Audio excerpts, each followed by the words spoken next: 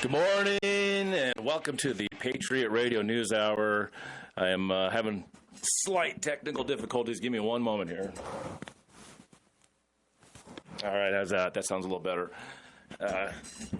Having to readjust some things here in my studio. Things got out of adjustment. I came in this morning kind of scrambling, but hey, you're listening to the Gold and Silver Show that's been on the air, getting closer and closer to 30 years. I've been a part of the Patriot trading group since 2018. Joe came on the air and was asking for partners, and I am one of the guys. I think he had a little more than about 2 dozen guys that took him up on his offer to buy in, and I was one of the guys chosen, and I've been on the radio ever since. I had no desire to be a radio guy, but part of the Patriot Trading Group running the Colorado office was in Colorado they had the Patriot Radio News Hour in the morning, and then there was the replay that came on, and I think essentially at 3 o'clock. And Joe's like, "Look, if I'm going to do Colorado, I want new. I got the hour. I want some new content. I want new blood, new ideas." And I ended up, even though I didn't really I didn't have any interest in being on the radio in particular. I knew, well, this is part of the job. He said, "Well, we don't necessarily." He told me, he's like, "I don't necessarily need the partners to have to be on the radio, but it would be good if you could do the radio." And I understand what that meant. If I'm going to be successful what I'm doing, I got to get on the radio and do the Colorado show. And so now here I am, 6.5 years later, been doing radio. I ended up having to do multitudes of shows. I ended up being taxed with the job of rebuilding the radio station. Joe bought it. Joe paid for it, and the majority of the work to build it back up was all on my shoulders. At one point in time, I was the only guy in the radio station. I was the manager. I took the phone calls. I took the trash out. I was the board operator. I did the radio show. I was helping with putting the new servers when Joe decided he was going to buy the radio station, and all the build up. Of course, I didn't do all the work. We have an engineer that would put in the equipment, and then slowly but surely people volunteered. But all in all, I knew that I wanted to be a part of selling gold and silver on a larger scale. I knew the next false flag situation was going to happen. The next and when I was saying on the air in 2018, 2019, the next 9/11, forced emergency was going to happen, and gold and silver are a flight to safety. And I can't control the things that happen in the world, but I can see what's happening and try to help people as best I can. And I got to help my family. I got to be on a stable footing myself before I can help anybody else. If you're in a horrible situation, you're not much use for giving out advice to others. But joining up with the gold company, I started selling gold and silver. It was kind of slow going in 2018, 2019, and then the repo market, the after hours. Settling of debts between banks, something was going wrong. Suddenly somebody was charging 10% overnight rates for the overnight loans. Banks were looking shaky, and Joe and I knew it was coming. And it ended up being COVID. And gold shot up, and people were freaked out. And he ended up with the 2020 election and all the stuff that happened. And the next year was the January 6th. We had so many people buying gold and silver because of what was happening with the election, and then January 6th, and the Democrats, Republicans trying to figure out who's actually going to be president. People were freaked out. 1 year later, as I was talking about 222, that's a mysterious number that's been in my life personally, as we're headed for 2022. I had some fun with it. I don't know what was going to happen. It was a number my wife and I liked, and it's something that we got married on 2/22 of 2002. That's when we got the paperwork done. We actually celebrate our wedding anniversary, which is June 30th now. We don't celebrate our going to the courthouse and signing papers, which I don't think that's marriage anymore. But this 222 thing happened. Here comes 2022. We were selling Fake News Friday coins and with 222, limited to 222. And what happens essentially on that date? Russia moves into Ukraine, and then people freaked out again. People started buying more gold and silver. Why do I bring up all of these mini emergencies, a maximum emergency when you talk COVID. I bring it up because you can buy gold and silver before it happens. I am floored with the amount of gold and silver we sold in those years. I knew that we were going to do large business, but Colorado was cooking. Arizona always sells more gold and silver. It's just more established there. But we were turning and burning, and here we are, 2023 and 2024. We have record high gold prices, even though gold's way down today. Gold's way down, silver's way down. It's a great time to buy. I don't have a special lined up for you guys today, but you can go to allamericangold.com. I'm sure Joe has dropped all the prices. I didn't even get a chance to look. I was so busy this morning. But you buy before the emergency. You buy now. And people, I can't believe how many people say, well, gold is so high now. Gosh, it's so expensive. It's always expensive. It always takes a massive pile of Federal Reserve notes to get an ounce. And it's not going down. How do I know it's not going down? I don't think it's going down. This is not a speculation. I know it's going down because we have a financial system that builds inflation it bakes it into the pie. And anybody listening, did things get more expensive or get cheaper over the years and decades you've been alive? Gold is just another item. It's another thing, but it's really good for holding wealth outside the system. So if your tires in your car cost more, your food costs more, as the years go on, gold is just going to get more and more expensive versus how many dollars you need to put into it. 800-951-0592. We'll get back to something I've been playing all week. A history of the central bank and the enslavement of mankind. We'll put more of that on the air when we get back.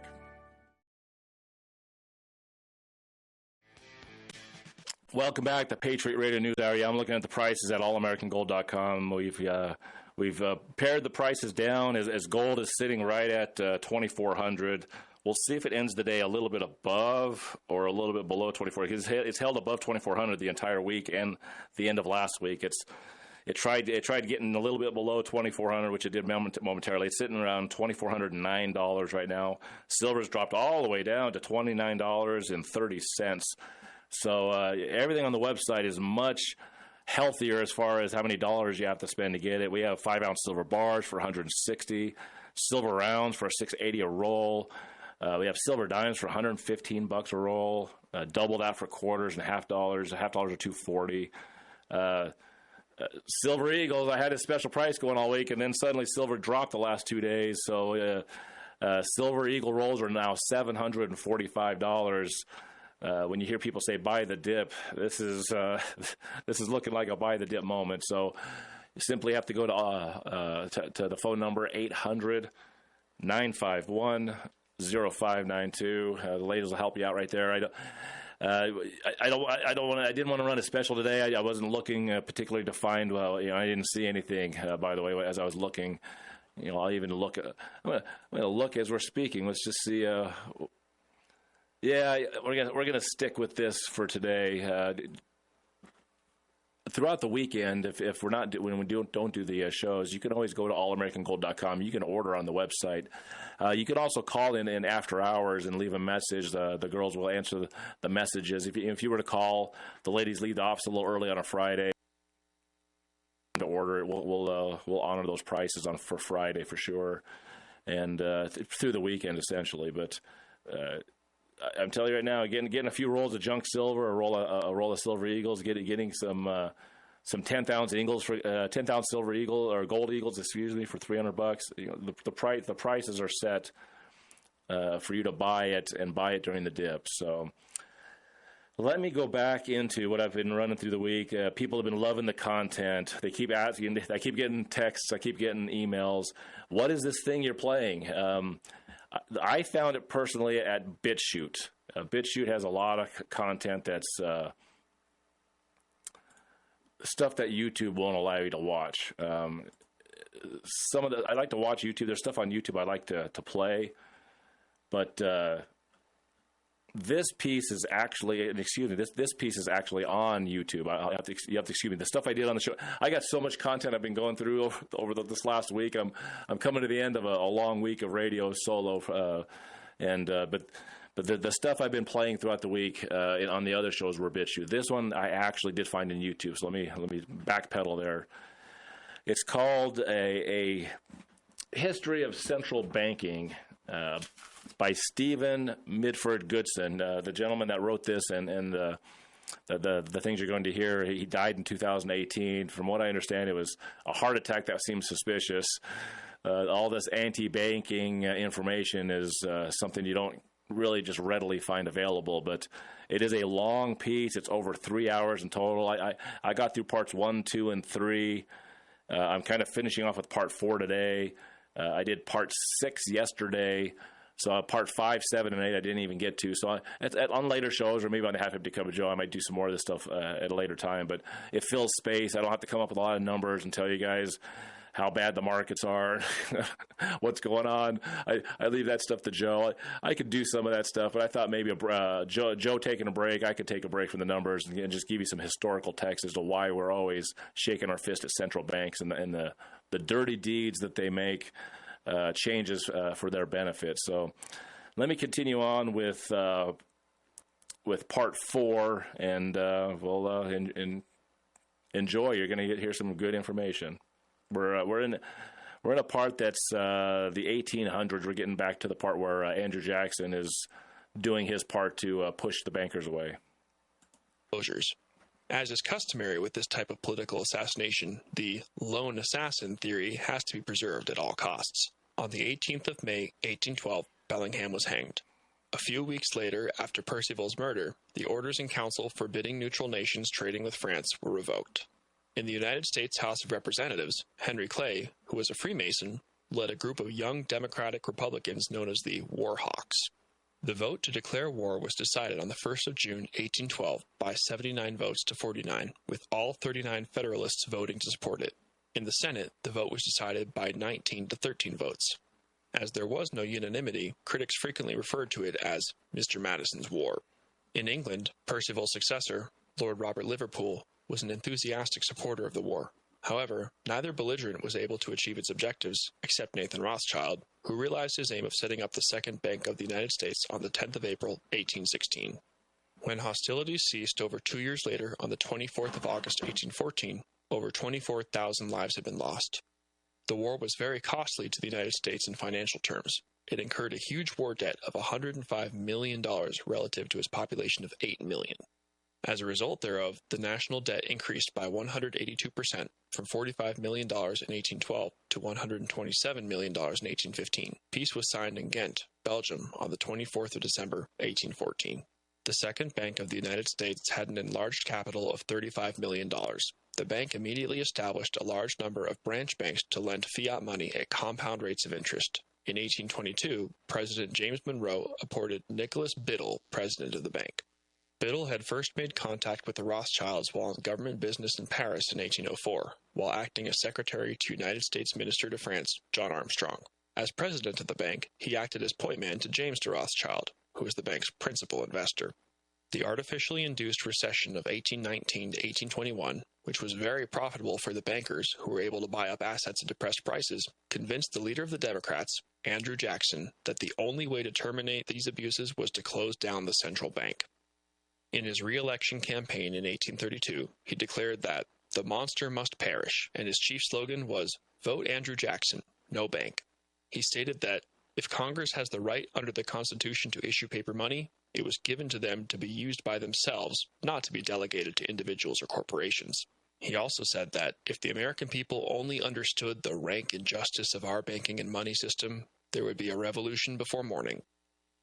Notwithstanding a failed assassination attempt on the 30th of January, 1835, by a presumed Rothschild agent, Richard Lawrence, when the 20-year charter of the Second Bank of the United States came up for renewal in 1836, Jackson collapsed the bank by withdrawing all government deposits.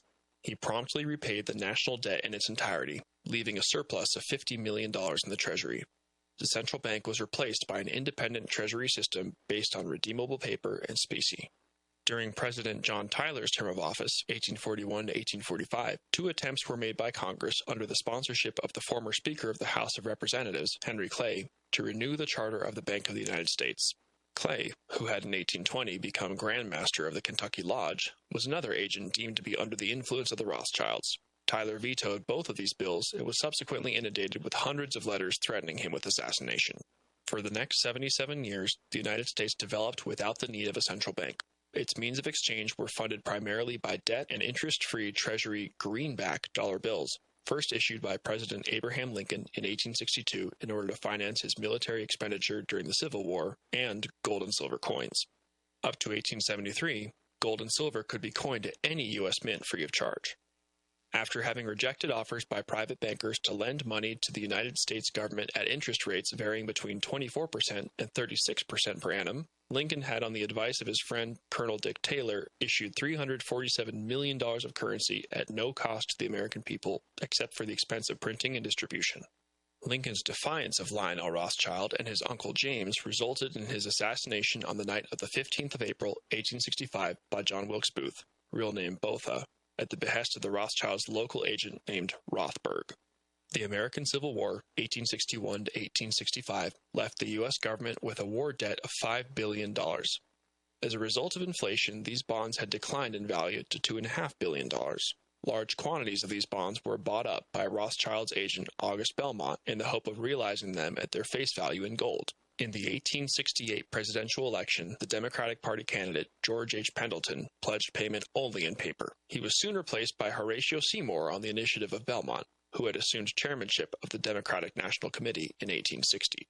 Seymour promised payment in specie. However, when the convention passed a resolution in favor of paper, Belmont was forced to switch sides and thereafter secretly supported the Republican candidate, General Ulysses S. Grant, and used his part ownership of the New York World newspaper in order to denigrate and undermine the chances of Seymour. Grant won, and, on assuming office in 1869, he promptly introduced the Public Credit Act, which paid out the face value on the $5 billion worth of bonds in gold. This resulted in the Rothschilds and their associates making a 100% profit. The silver exchange was abolished and replaced by a gold standard by means of an act revising and amending the laws relative to the mints, assay offices, and the coinage of the United States. On the 17th of January 1873, this act was passed by the Senate. According to a sworn affidavit of Mr. Frederick A. Luckenbach dated the 9th of May 1892, he had learnt from Mr. Ernst Sade in London that the demonetization of American silver had been expressly ordered by the governors of the Bank of England, who had furthermore paid £100,000, $500,000, in order to have a sufficient number of committee members of the U.S. Congress dealing with financial matters bribed. This nefarious deed became known as the Crime of 1873. The forced abandonment of the people's money, silver, was also instituted in the German Empire when the government inexplicably ceased to mint silver dollar coins in 1871. There seems to be little doubt that this was part of a synchronized scheme coordinated by the Rothschilds in order to further entrench the gold standard. The gold standard wrought havoc on the American economy and enabled private bankers to withhold loans and restrict the money supply at will. There followed a series of unnaturally created panics or bank runs in 1873, 1884, 1890 to 01, 1893 to 94, 1897, 1903, and 1907. These artificially created bank runs so incensed President James Abram Garfield that shortly after he took office on the 4th of March, 1881, he issued a statement in the middle of June of that year that he intended to master the problem when he said the following: "Whosoever controls the volume of money in any country is absolute master of all industry and commerce. And when you realize that the entire system is very easily controlled, one way or another, by a few powerful men at the top, you will not have to be told how periods of inflation and depression originate." 2 weeks later, Garfield was gunned down by lone assassin Charles J. Guiteau, who had a grievance for not having received a diplomatic posting. Garfield did not die immediately, but as a result of improper medical care, quite possibly done so deliberately, lingered on until his death on the 19th of September, 1881. At his trial, the hidden hand of Rothschild was revealed when Guiteau claimed that important men in Europe put him up to the task and had promised to protect him if he were caught. The 1907 panic had the worst effects. In early 1907, Jacob Schiff, CEO of Kuhn Loeb & Company, worried that unless we have a central bank with adequate control of credit resources, this country is going to undergo the most severe and far-reaching money panic in history. In October of that year, J.P. Morgan, another Rothschild frontman, set the panic in motion by circulating rumors that its rival, the Knickerbocker Bank and Trust Company, was insolvent.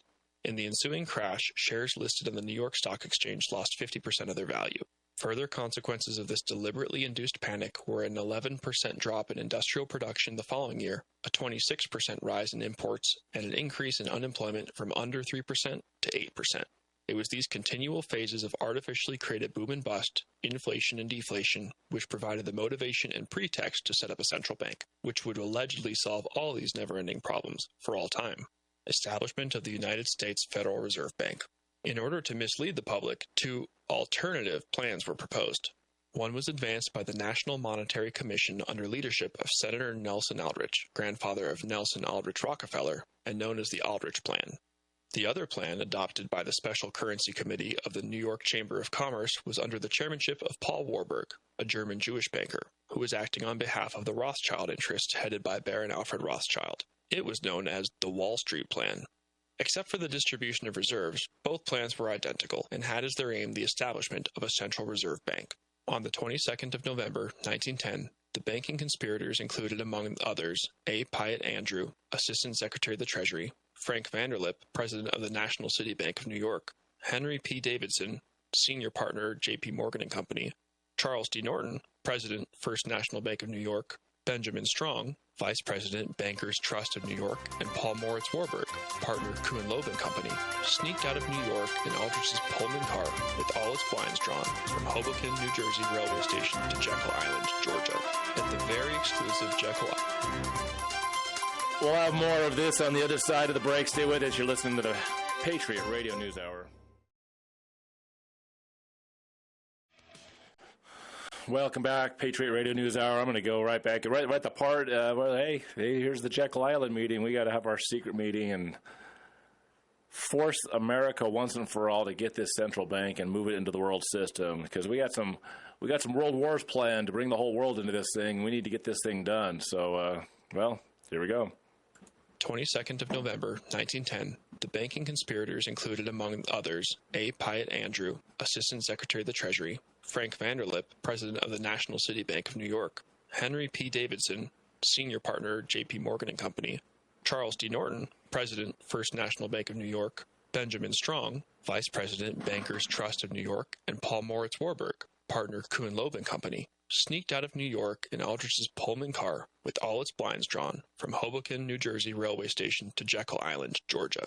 At the very exclusive Jekyll Island Hunt Club, owned by J.P. Morgan, the fate of the American people, and indeed the world, would be determined over the next 10 days by this group of criminally inclined financiers, who are also known as the First Name Club. Only first names were used so as not to reveal their identities to the staff. The bill to establish the United States Federal Reserve Bank was vehemently opposed by Congressman Charles August Lindbergh, who said that this act establishes the most gigantic trust on earth, such as the Sherman Antitrust Act would dissolve if Congress did not by this act expressly create what by that act it prohibited. When the President signs this act, the invisible government by the money power, proven to exist by the Pujo Money Trust investigation, will be legalized. The greatest crime of Congress is its currency system. The schemiest legislative crime of all ages is perpetuated by this new banking and currency bill. The bill was bitterly opposed in the Senate, with Senator Robert M. La Follette being one of its most vociferous opponents. It was passed into law on the 23rd of December, 1913, after the members of the Senate had been threatened by the thoroughly disreputable President Woodrow Wilson, who was as devoid of ethics and principle as he was of morality, that he would keep them in session until it had passed the bill and deny them their Christmas recess. Only a minority of 43 senators supported the bill, with 25 voting against it, 27 refusing to vote, and 5 members absent. The promoters of the bill promised that the United States dollar would become a stable currency and that business cycles and recessions would become a thing of the past. In the event since the inception of the U.S. Federal Reserve Bank in 1914, the U.S. dollar has lost 97% of its purchasing power, and there have been 19 recessions, the Great Depression of the 1930s, and the current Great Recession, which started in 2008, and notwithstanding mainstream media propaganda to the contrary, appears to have all the symptoms of a depression. Since 1910, the national debt has increased from $2.65 billion to $20 trillion in March 2017, while unfunded liabilities such as Social Security, Medicare, and benefits for military veterans exceed $240 trillion. The United States Federal Reserve Bank, instead of functioning as the people's banker of the bankers, has operated solely as a private bank for the benefit of private bankers. It comes as no surprise that in its 104 years of existence, its accounts have never been submitted to public audit. The following are the bank's principal shareholders: Rothschild Banks of London and Berlin, Lazard Brothers Banks of Paris, Israel Moses Seif Banks of Italy, Warburg Bank of Hamburg and Amsterdam, Shearson American Express, Goldman Sachs of New York, J.P. Morgan Chase Bank. The State Bank of the Russian Empire. Meanwhile, across the Atlantic, a different system of finance, viz. State banking, had been adopted. From September 1814 to June 1815, the Congress of Vienna was held in order to settle the issues arising from the French Revolutionary Wars, the Napoleonic Wars, and the dissolution of the Holy Roman Empire. Behind the scenes, Nathan Mayer Rothschild proposed the formation of a new world order concentrated around central banking. All the major powers, with the exception of Russia, were indebted to the Rothschild banks. Tsar Alexander I, 1801 to 1825, refused to comply with Rothschild's devious scheme and derailed it. Instead, he established the Holy Alliance between Austria, Prussia, and Russia, which was signed on the 26th of September 1815 by Emperor Francis I of Austria, King Friedrich Wilhelm III of Prussia, and Tsar Alexander. He also rejected Rothschild's offer to set up a central bank in Russia. Whether it was because he distrusted the shady banker or was aware of the perils of central banking is not known, but he wisely declined. However, his prudent behavior incurred the vindictive and unrelenting wrath of the Rothschilds, who, according to Major General Count Sheriff Spiridovich, were responsible for the assassination of the last 5 czars and would seek and obtain their Talmudic vengeance in spectacular fashion 102 years later. On the 12th of June, 1860, the State Bank of the Russian Empire was founded with the aim of boosting trade turnovers and the strengthening of the monetary system. Up to 1894, it was an auxiliary institution under the direct control of the Ministry of Finance. In that year, it was transformed into being the banker of the bankers and operated as an instrument of government's policy. It minted and printed the nation's coins and notes, regulated the money supply, and through commercial banks, provided industry and commerce with low interest rate loans. Its vast gold reserves, the largest in the world, exceeded the banknote issue by more than 100%, except for the year 1906. By 1914, it had become one of the most influential lending institutions in Europe.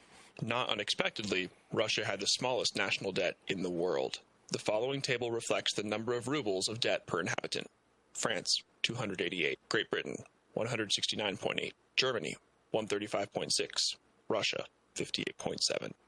By 1914, 83% of the interest and amortization of the national debt, of which less than 2% was held abroad, was funded by the profits of the Russian state railways. In 1916, the total length of the main lines was 100,817 verst, or kilometers. Russian commercial and canal tonnage of 11,130,000 in 1910 exceeded British merchant tonnage of 10,750,000. In 1861, Tsar Alexander II, 1855 to 1881, abolished serfdom, which at that time affected 30% of the population. By 1914, very little land remained in the possession of the Russian estate owners, who were mainly the nobility. 80% of the arable land was in the hands of the peasants, which had been ceded to them for a very small sum. This land was held in trust by the village commune, or mir. However, after the passing of the Stolypin Act in 1906, peasants could obtain individual title with hereditary rights. By 1913, 2 million families had availed themselves of this opportunity to acquire what became known as Stolypin farms. Nearly 19 million acres, 7,689,027 hectares, were allotted to these individual peasant proprietors by the land committees. The Peasant State Bank, which was described at that time as the greatest and most socially beneficent institution of land credit in the world, granted loans at a low rate of interest, which was in effect a handling charge.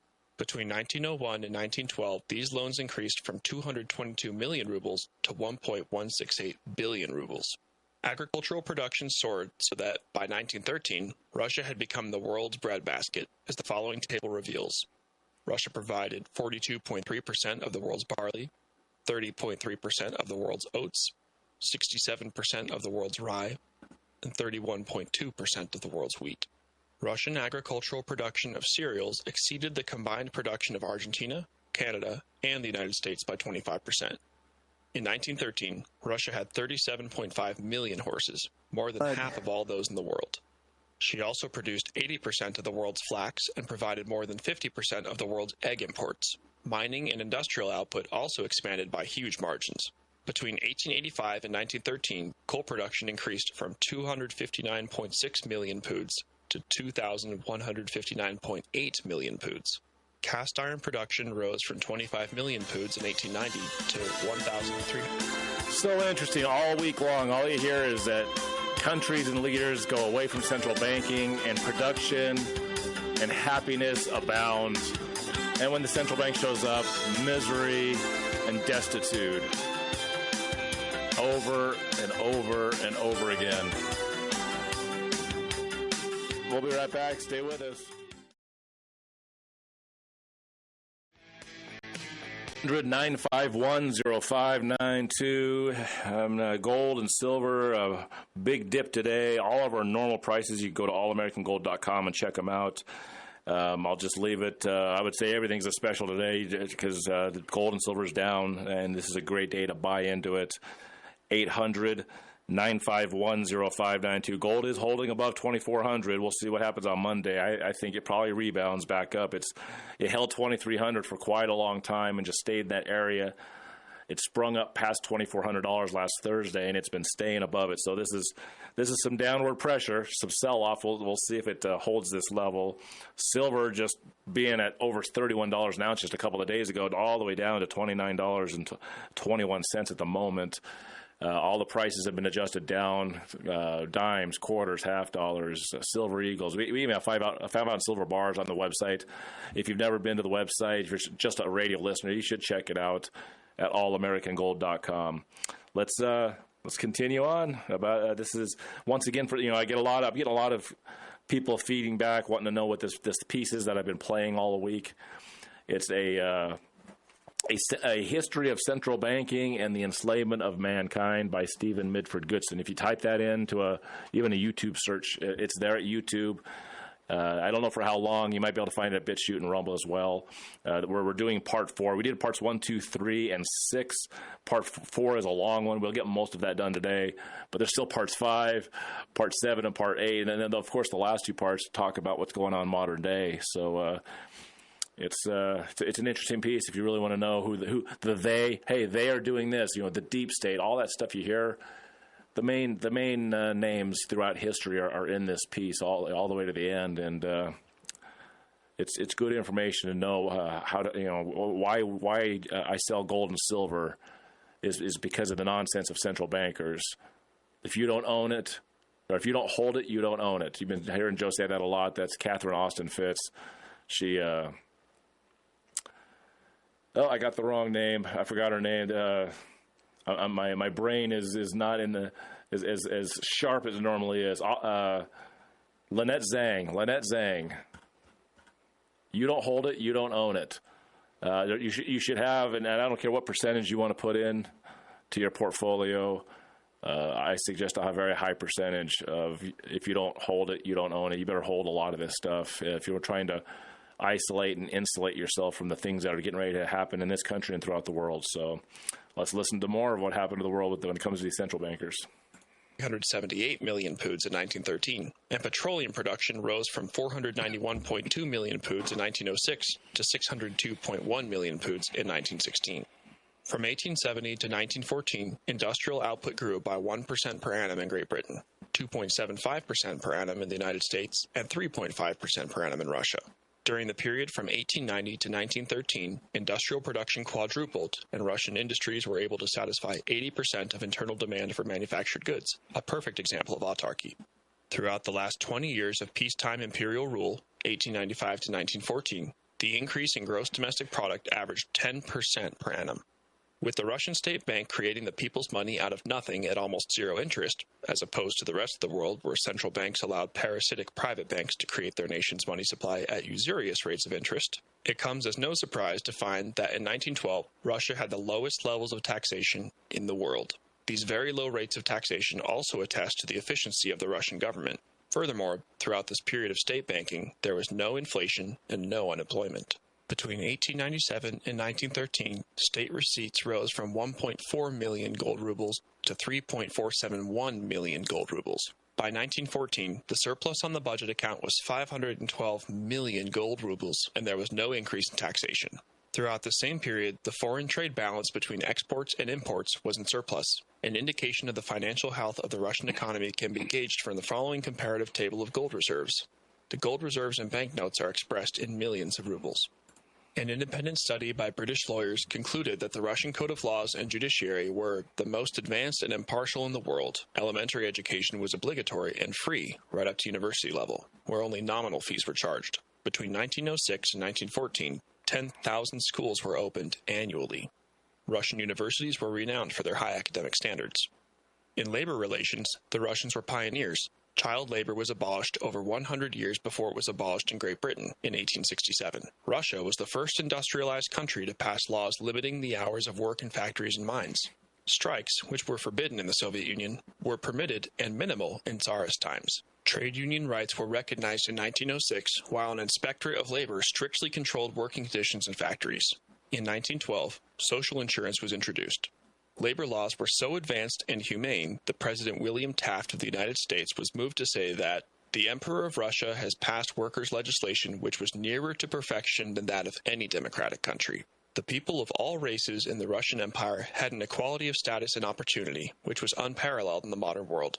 His Imperial Majesty Tsar Nicholas II, 1868 to 1917, and his state bank had created a workers' paradise that was unrivaled in the history of mankind.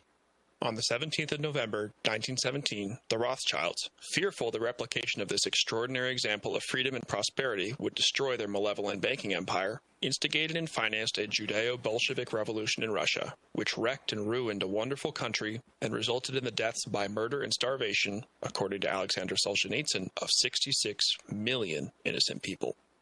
The creation and control of the Soviet Union.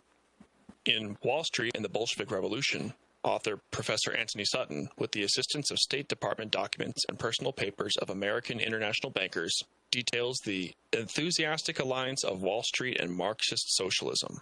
Without the financial support of J.P. Morgan's Guarantee Trust Company, John D. Rockefeller's Chase National Bank, Jacob Schiff's Kuhn-Loeben Company, and Ulf Aschberg of the Swedish Nordbanken, the Judeo-Bolshevik Revolution would not have succeeded. Of more particular interest in the financing of the revolution is the role which Maxim Litvinov, 1876 to 1951, who was born Meyer Genoch Moskowitz Wallach Finkelstein, played as a revolutionary in destroying Imperial Russia and handing it over to the international bankers. Litvinov commenced his revolutionary career. Got a little bit more on the last segment coming up to finish off this week. 800-951-0592. You're listening to the Patriot Radio News Hour. We'll be right back. Final segment for the week, Patriot Radio News Hour. I'm just going to get a few more minutes of this stuff in and head off into the weekend. If you want to switch over to the Half-Empty Cup of Joe, the shorter show, the 1-hour version, you can go to 1360khnc.com. I believe Joseph from Joseph's Organic Bakery will start the show off with me, and then we'll, we may talk a little bit about the show from last night. But let's finish off the show with some more of this really good information. In 1898. In 1901, he was arrested and spent 18 months in prison, from which he escaped.